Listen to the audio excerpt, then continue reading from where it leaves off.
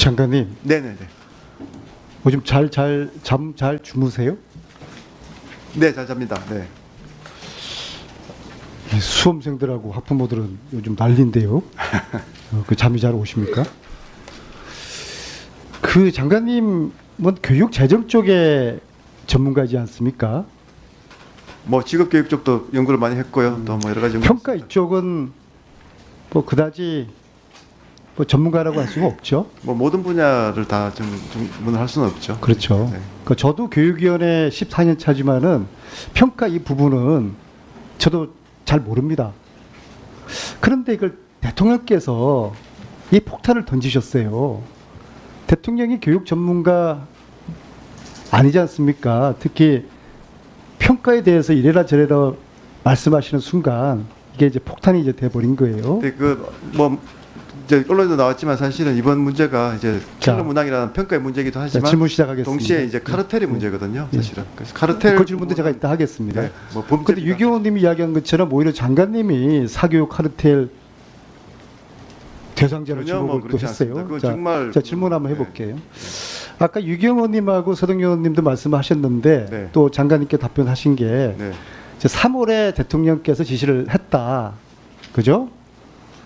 지금 알려진 거는 수능 초고난도 문항, 이른바 이제 킬러 문항, 이거 배제하라. 이 지시를 하신 겁니까? 아니요. 저기 기본 원칙입니다. 그러니까 알겠습니다. 공정 자, 수능에 그러면 대해서 말씀하신 자, 문서는 없고요. 네네. 지시를 누구에게 했습니까? 저한테 직접 하셨습니다. 네. 그게 언제였어요? 제가 그 3월 뭐 정확한 날짜는 이제 다시 확인해 봐야 되겠습니다만 그 대통령 보고 시에 대통령께서 그 지시를 하셨습니다. 그 날짜를 오늘 기억 못하고 나오셨습니까? 굉장히 중요한 건데 체크를 해보겠습니다. 바로. 네. 3월 언제 네. 그걸 말씀을 똑똑하게 좀 하셔야 네네. 됩니다. 바로 저기 확인해 드리겠습니다. 대통령의 워딩이 뭐였습니까? 기억나시는 대로.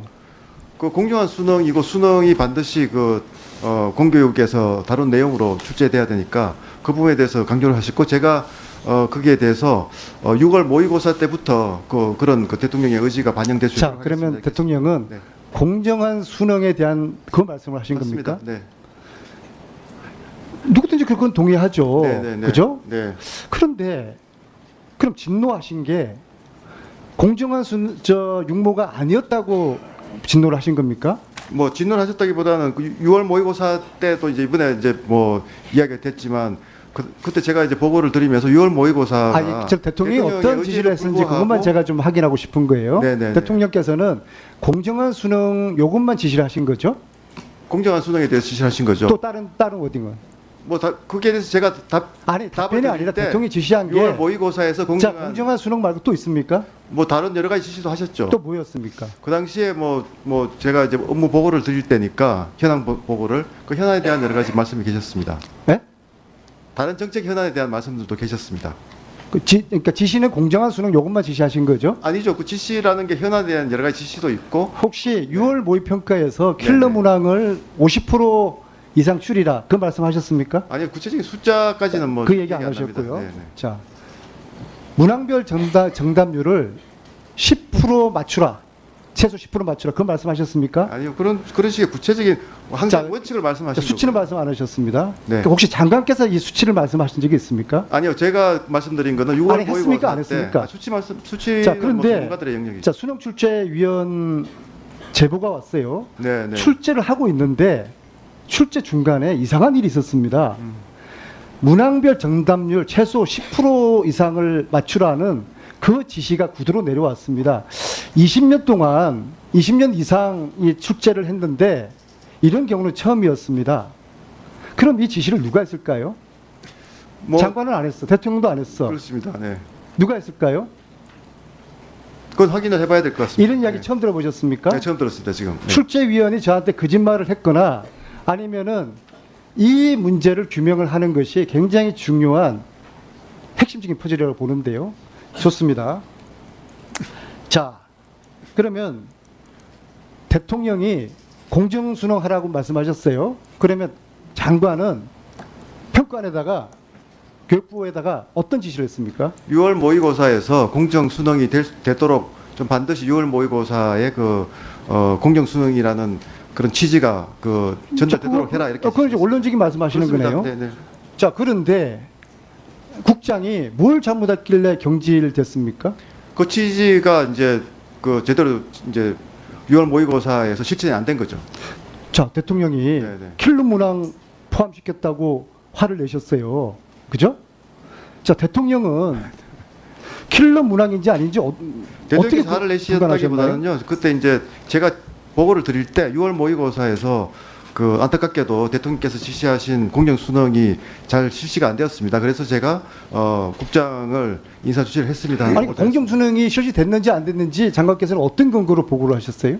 6월 모의고사에서 뭐 불수능이라는 얘기가 나오고 뭐 전혀 이게 뭐 공정한 쪽으로 변화했다는 반응이 없었기 아, 때문에 출제위원들은 불수능이 아니라고 그러는데 그것을 장관이 그것을 평가 전문가가 아닌데 그걸 어떻게 그걸 분간을 하셨죠? 아무리 평가 전문가가 아니지만 그 모의고사가 공정 수능 쪽으로 변화했는지 안 했느냐의 판단은 장관이 당연히 할 수 있죠.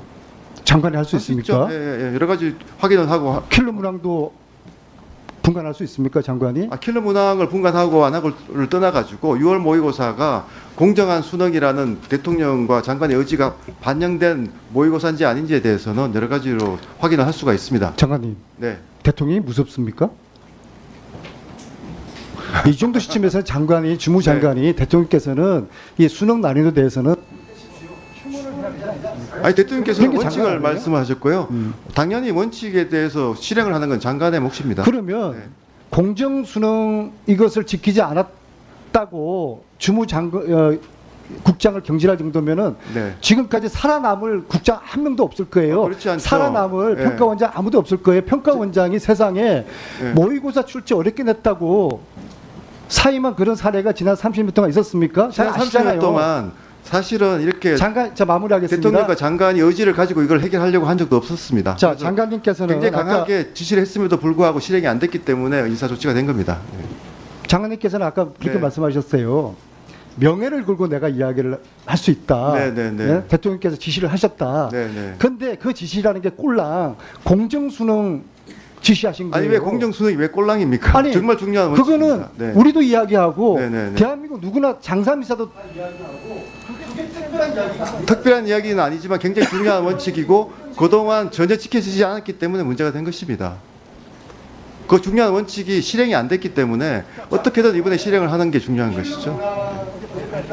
네네네네. 전문가 아니기 때문에 네네. 킬러인지 뭐 킬러가 아닌지 몰라요. 네네네. 이야기는 코스를 짓는 거예요. 수학 같은 경우에 가장 어려운 28번을 빼놓고서 나머지 3개를 킬러 문항이라고 하면서 어렵게 풀 수도 있다. 그럼 그 얘기는 쉽게 풀 수도 있다는 이야기 아니에요. 그렇게 분석을 해놓고서 그걸 갖다 킬러 문항이라고 이야기를 하니까 전문가들은 웃기지도 않는다는 거예요. 이런 문제를 왜 대통령이 오히려 낸 분들도 전문가들입니다. 전문가들과 현장에 있는 교사들이 골라내셨거든요. 네. 못 풀 수도 있다. 그게 무슨 회계망측한 해석입니까? 저희들이 그 가장 중요한 기준은 공교육. 네. 어제 킬러 문항이라고 이야기했던 것에 대한 검증을 해야 된다고 봅니다. 검증위원회를 구성해서 그걸 제대로 분간을 했는지 안 했는지에 대한 검증이 필요하다고 보고요. 두 번째는 자 이런 간단한 거 아니에요. 그 평가원에서 평가원에서 정답 말고 문제풀이 예시를 공개하는 거예요. 각 문항마다 출제 의도 그리고 어떻게 푸는지 그거를 공개를 하게 되면은 킬러 문제라고 하는 거는 초고난이도 문제라는 거는 자동적으로 해결되지 않겠습니까? 그거 공개하는 것에 대해서 어떻게 생각하세요? 킬러 문항의 핵심이 이제 어렵고 그러면 시간이 없습니다. 보다는 공교육 밖에서 아이들이 사교육이 아니면 풀 수 없는 문제를 낸 거예요. 네네. 오케이. 평가원이 문항별 문제풀이를 공개하는 것에 대해서는 어떻게 생각하십니까? 네, 그분도 저희들이 고민을 해봤는데요. 그게 공개가 됐을 때도 수많은 논쟁과 또 여러 가지 불안 요인들이 있기 때문에 저희가 좀 장기적으로 공개하는 부분은 검토하기로 했습니다. 네.